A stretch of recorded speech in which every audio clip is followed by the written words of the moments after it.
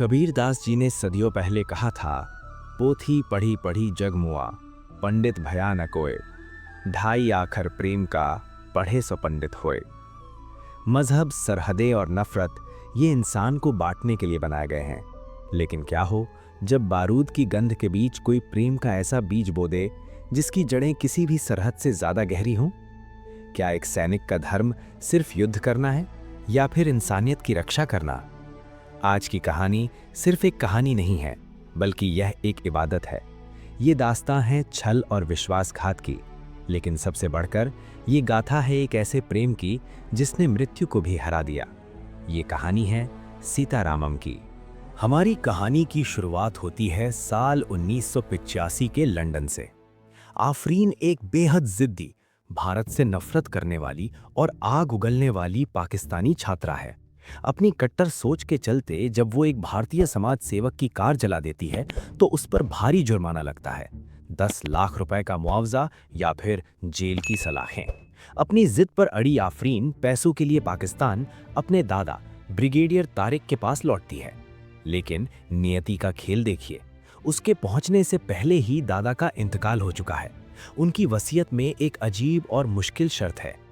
आफरीन को 1965 में लिखा गया एक पुराना खत, जो भारतीय सेना के लेफ्टिनेंट राम ने अपनी प्रेमिका सीता महालक्ष्मी को लिखा था, उसे भारत जाकर खुद सीता के हाथों में सौंपना होगा, तभी उसे दौलत मिलेगी।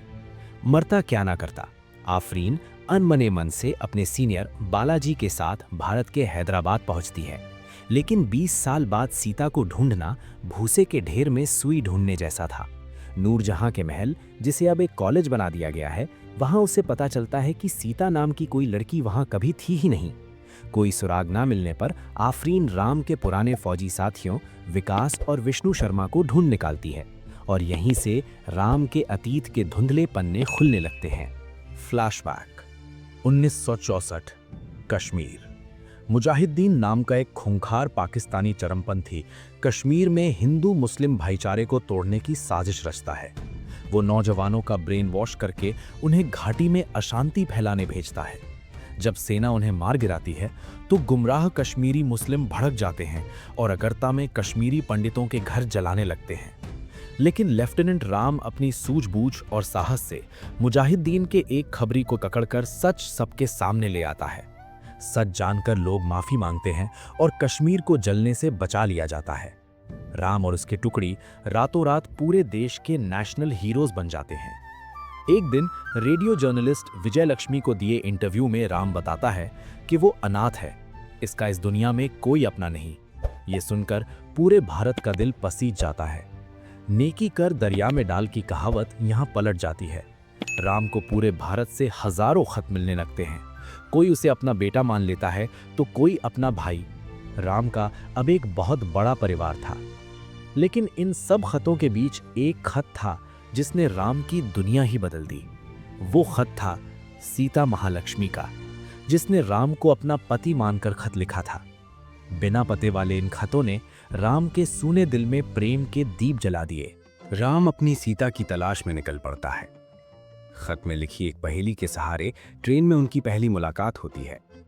फिर मैजिक शो की लुका छिपी और आखिर में राम पहुंचता है हैदराबाद की राजकुमारी नूरजहां के महल, जहां सीता कत्थक सिखाती थी। राम को पता चलता है कि उसने सीता की जान अगरता के दंगों में बचाई थी। लेकिन असली प्लॉट ट्विस्ट तो अभी बाकी था।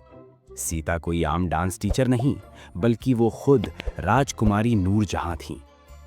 ओमान के राजकुमार से अपनी तयशाही शादी को ठुकराकर, अपनी रियासत और दौलत को दाव पर लगाकर नूरजहां अखबारों की सुर्खियां सहते हुए अपने राम के पास कश्मीर पहुंच जाती है। एक अनाथ हिंदू सैनिक और एक मुस्लिम राजकुमारी। इश्क पर जोर नहीं है, ये वो आतिश गालिब कि लगाए न लगे और बुझाए न बने। दोनों का पवित्र प्रेम अपने चरम पर पहुंच जाता है। लेकिन किस्मत को ये मिलन कहाँ मंजूर था। मुजाहिदीन का खात्मा करने के लिए भारतीय सेना एक सीक्रेट मिशन तैयार करती है। सेना का सख्त आदेश था, अगर पकड़े गए तो देश तुम्हें गद्दार मान लेगा। राम, विष्णु शर्मा और उनकी टीम सीमा पार करके मुजाहिदीन को मौत के घाट उतार देते हैं। मिशन सफल था। वे वापस लौट ही रहे थे कि राम के कानों में एक बच्ची के रोने की आवाज गूंजती है। ये वहीदा थी जिसे मुजाहिदीन के चंगुल से बचाने का वादा राम ने किया था। प्राण जाए पर वचन न जाई, राम उस मासूम को बचाने के लिए मौत के मुंह में वापस लौट पड़ता है। इसी कोशिश में राम और उसका सुपीरियर विष्णु शर्मा पाकिस्तानी सेना के हाथों पकड़े जाते हैं। राम उस बच्ची वहीदा को पाकिस्तानी ब्रिगेडियर तारिक को सुरक्षित सौंप देता है।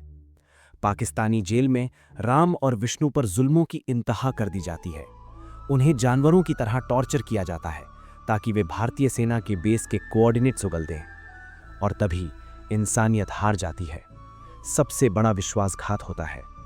मौत के खौफ और अपने परिवार की सलामती के लालच में विष्णु शर्मा टूट जाता है और देश से गद्दारी करते हुए सारे राज पाकिस्तानी सेना को बता देता है। विष्णु आज़ाद हो जाता है, लेकिन हमारा राम? भारतीय सेना का मनोबल तोड़ने के लिए राम को फांसी की सजा सुनाई जाती है और उसे पूरे देश में गद्दार घोषित कर दिया जाता है। फांसी के फंदे को चूमने से ठीक पहले राम एक आखिरी खत अपनी सीता के नाम लिखता है और पाकिस्तानी जनरल से उसे भिजवाने की आखिरी गुजारिश करता है। वापस 1985। आफरीन के पैरों तले जमीन खिसक जाती है। अतीत का ये सच उसे अंदर तक झंझोर देता है कि वो पाकिस्तानी जनरल कोई और नहीं बल्कि उसके अपने दादा तारिक थे, और जिस बच्ची वहीदा की जान बचाने के लिए एक भारतीय सैनिक ने फांसी का फंदा चूमा, वो बच्ची खुद आफरीन है। जिस देश से, जिन लोगों से उसने जिंदगी भर नफरत की, आज उन्हीं के एक बेटे की वजह से वो जिंदा थी। आंखों में आंसू और सीने में भारी पश्चाताप लिए आफरीन वो खत सीता यानी नूरजहां को सौंपती है। उस खत में एक अखबार की कटिंग रखी थी जिससे साबित होता है कि राम हमेशा से जानता था कि सीता ही मुस्लिम राजकुमारी नूरजहां है, पर राम के लिए उसका प्रेम किसी भी मजहब और पहचान से बहुत ऊपर था। इस खत और आफरीन की गवाही से सच्चाई सूरज की तरह चमक उठती है। सत्य परेशान हो सकता है, पराजित नहीं। विष्णु शर्मा पर जब जांच बैठती है तो ग्लानि और अपनी कायरता की बोझ तले वो खुद ही अपनी बंदूक से खुद को गोली मार लेता है। सीता आखिरकार अपने राम के नाम से वो गद्दार का कलंक मिटा देती है और भारतीय सेना में उसका खोया हुआ सम्मान वापस दिलाती है।